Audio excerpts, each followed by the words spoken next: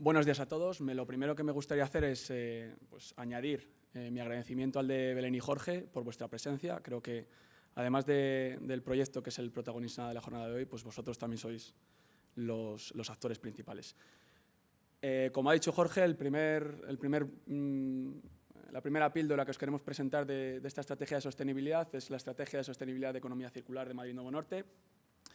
Me gustaría aquí agradecer al equipo que ha trabajado junto con DCN en la redacción o en la concepción de esta estrategia de sostenibilidad, en los cuales hay algunos actores principales aquí presentes. Gracias por vuestra profesionalidad y buen hacer y por ayudarnos a empezar a materializar esta idea que se concibió en la estrategia de sostenibilidad.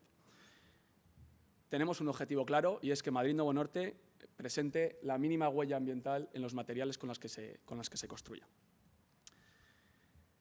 Este objetivo tiene un primer reto que tenemos que salvar o que tenemos que abordar, que es hacer circular lo lineal.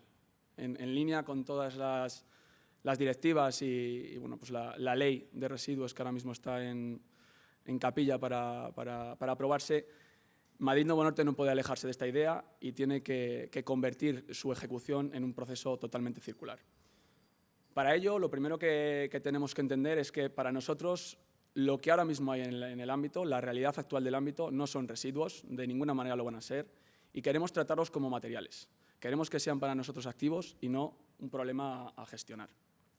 El primer problema que tenemos para abordar este reto es que la construcción de la realidad actual de Madrid Nuevo Norte fue realizada bajo el paraguas de una economía lineal. En ningún caso se tuvieron en cuenta conceptos de ecodiseño o de preparar los materiales para su reutilización posterior y, por lo tanto, ha sido necesario llevar a cabo un modelo conceptual que nos permita, de alguna manera, transformar este concepto lineal en un concepto circular. Teníamos que contestar 4 preguntas principales. ¿Qué tenemos? ¿Cómo abordar esa recuperación?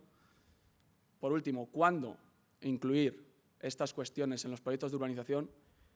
Y la más importante, ¿quién tiene que hacer quién tiene que materializar esta estrategia de economía circular? En este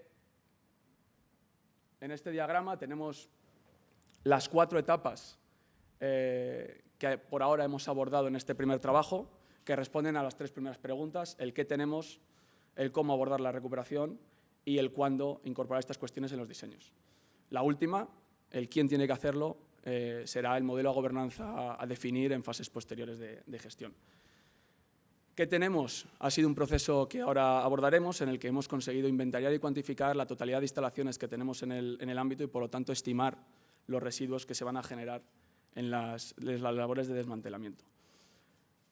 El punto 2 y el punto 3 corresponden con la segunda pregunta, el cómo, y lo primero que hemos tenido que abordar es qué herramientas necesitamos para gestionar el volumen que hemos estimado de residuos y qué flujos y qué tipología de planta necesitamos para recuperar en el paso 3. Por último, para nosotros, la respuesta al cuándo tenemos que tratar estos temas en la urbanización es la llave, es la clave para conseguir optimizar los ratios de recuperación, y entendemos que tiene que ser en el diseño de los propios proyectos de urbanización. Por este motivo, se ha trabajado muy de la mano con la estrategia de diseño urbano para no solo darle un uso como áridos, que es el uso que tenemos todos cuando hablamos de recuperación de residuos de construcción y demolición, sino aquellos materiales que tengan unas características más nobles, poderlos utilizar como material paisajístico. Valga de ejemplo el granito de la Sierra de Madrid con el que está construido el muro de cerramiento del sistema general ferroviario. Siguiendo con el reto de hacer circular lo lineal, me gustaría contextualizar un poquito de qué hablo cuando digo que tenemos que desmantelar la realidad actual del emplazamiento. Hemos dividido, para que podáis entender, en 2 slides el ámbito. La primera slide, os voy explicando un poco las 3 referencias para que entendáis un poco cómo está ubicada esta ortoimagen.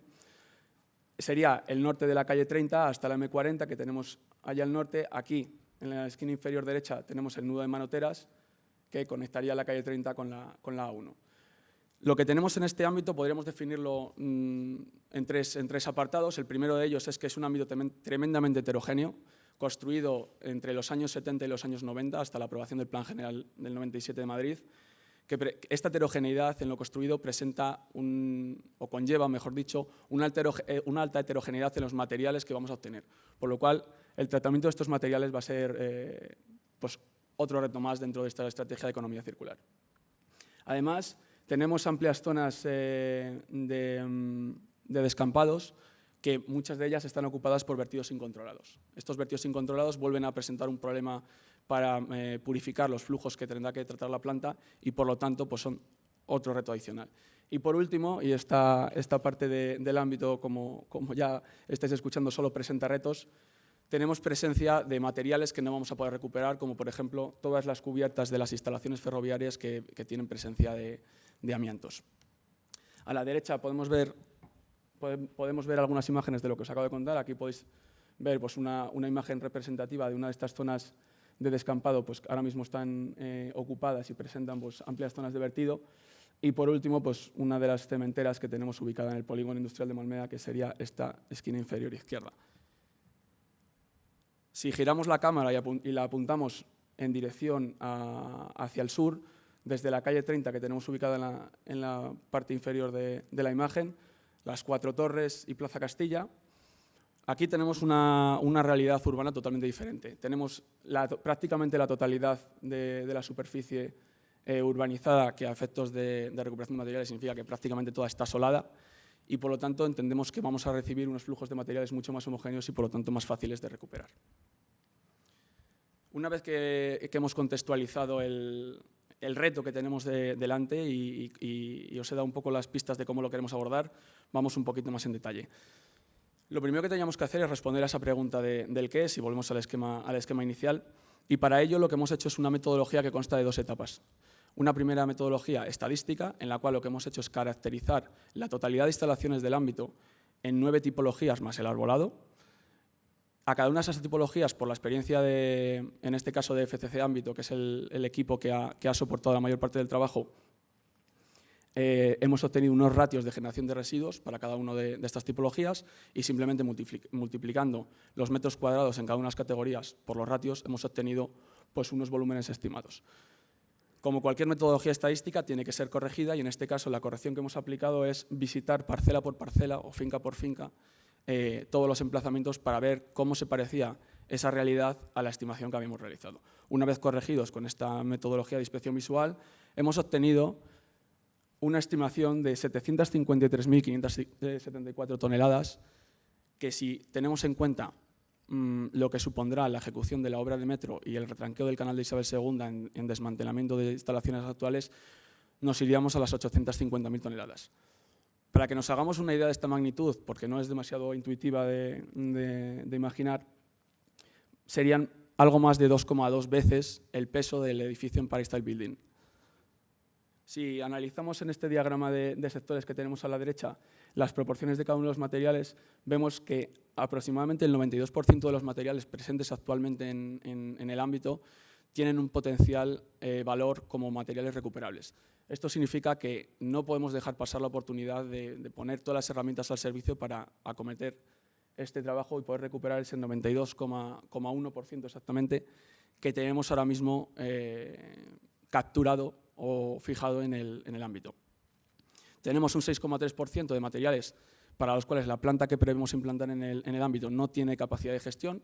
Son materiales de tipo maderas, vidrios, plásticos o materiales metálicos que necesitan tratamientos más complejos que los mecánicos previstos y, por lo tanto, esta recuperación será realizada por un gestor externo, con lo cual, bueno, podríamos indirectamente sumarlos a ese porcentaje del 92%, pero bueno, solo vamos a contabilizar los que recuperamos en el propio ámbito de Marino Norte. Por último, tenemos un 1,6% de materiales que no son recuperables, en los cuales quedarían englobados los materiales peligrosos de los que hemos hablado, principalmente los materiales con presencia de amianto. El segundo escalón de la metodología, y aquí os voy a pedir un poco de flexibilidad porque tengo que cambiar la presentación, sería cómo gestionar esos activos que tenemos en el ámbito sin perder la trazabilidad de los materiales, que para nosotros es una de las claves de esta estrategia. Para ello lo que se ha hecho es diseñar una herramienta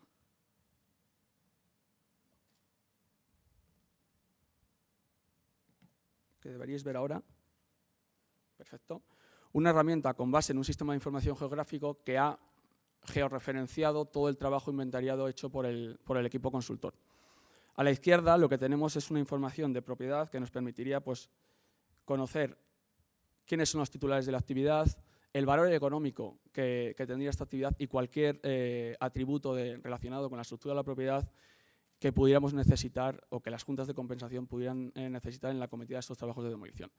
La segunda parte de esta herramienta, y es la parte verdaderamente importante, es una herramienta que ha incorporado, fijándolos a cada una de las fincas registrales, toda la información realizada en este trabajo. Lo que nos permite esta herramienta, en primer lugar, tiene dos niveles de información. El primero es conocer qué tipo de instalación tenemos en cada una de las fincas. De un vistazo rápido tenemos la clasificación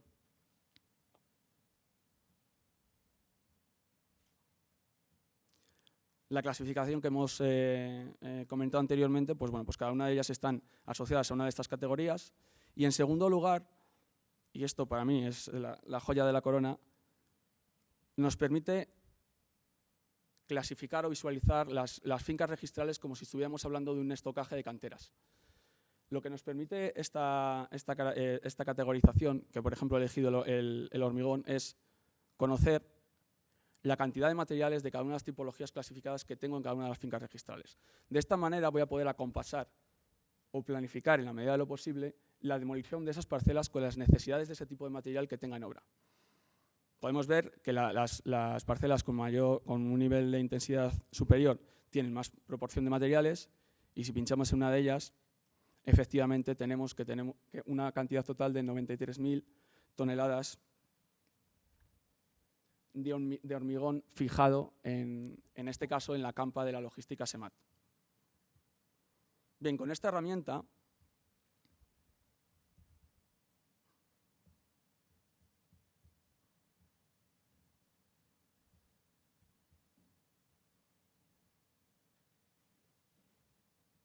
disculpas por volver a repasar toda la presentación. Con esta herramienta tenemos el primer paso para llevar a cabo el camino para fijar la trazabilidad de los materiales. Es decir, vamos a conocer perfectamente el origen y el momento de extracción, porque esta herramienta, nuestra intención es conectarla con una base de datos que esté en la entrada de la planta prevista, que nos permita conocer en qué momento el material extraído de la parcela 1 se trata y se convierte en material de tipología X para ser puesto en obra.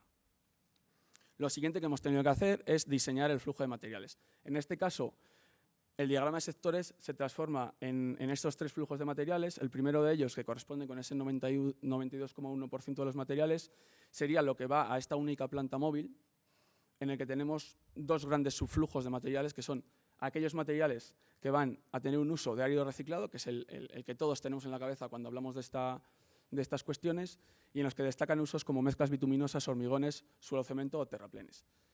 El segundo subflujo, que para nosotros es el más interesante, es el que os he comentado de los materiales nobles y que en este caso, aunque habrá más, destacan dos. Por un lado, el granito de la Sierra Norte de Madrid, del cerramiento de la DIF, en el cual dibujaríamos un esquema de economía circular perfecto, porque tenemos materiales de extracción local que además volvemos a incorporar a una vida útil sin prácticamente ningún tratamiento, porque la calidad del material lo permite. Y por último, el tejado pizarroso de la MT, que bueno, pues podría ser un material pues, bastante interesante en tratamientos paisajísticos, como os explicará más adelante Mariola y Flavio. Luego tenemos los materiales a planta externa, con ese 6,3%, en el que bueno, pues tendríamos materiales metálicos, plásticos y orgánicos reciclados. Y por último, esa fracción rechazo, que aunque intentaremos lanzarla a recuperación específica o valorización energética en el caso de que se pueda, pues tenemos que contar con que muy probablemente vayan a depósito de vertedero. Abajo, pues nada, simplemente os hemos reflejado los puntos o los pilares fundamentales de la estrategia de residuos de la Comunidad de Madrid, que bueno, pues son organizar y optimizar la generación de residuos, maximizar la transformación de los residuos en recursos, reducir el impacto ambiental asociado a la gestión de residuos, utilizar las mejores técnicas disponibles y el establecimiento de infraestructuras necesarias para la correcta gestión de residuos, que como veis, o espero haber explicado bien, se ajustan perfectamente a los fundamentos de esta estrategia de economía circular, con lo cual pues, podemos concluir que vamos de la mano con la estrategia de la Comunidad de Madrid. Una vez que sabemos o que conocemos los flujos, lo siguiente ha sido diseñar el tipo de planta que queremos implantar en Madrid Nuevo Norte. Bien, esta planta va a ser una planta temporal, no va a ser una planta fija de ninguna manera, que va a estar asociada a la fase de urbanización del proyecto, porque es en esta fase cuando vamos a tener la disponibilidad de terrenos que necesitamos para las labores asociadas a la planta. Va a ser única para todo el ámbito. Esta es uno de los grandes retos administrativos que tenemos que solventar y para el cual pues, hemos estado trabajando muy de la mano, y de antemano vaya mi agradecimiento, con la Comunidad de Madrid, que va a permitir generar líneas acompasadas en el tratamiento de materiales, de manera que cuando yo necesite, sobre todo en las primeras fases de movimiento de tierras, tener materiales de relleno, no voy a necesitar trabajar con canteras porque voy a poder disponer de estos estocajes. Y que va a permitir, además, o hemos incluido, que a esos materiales que no vamos a poder tratar en la planta, pero que requieren un tratamiento o una gestión de un tercero, poderle hacer un pretratamiento para que estas cuestiones se optimicen y para ello sea más fácil y los ratios de recuperación de estos gestores externos aumenten.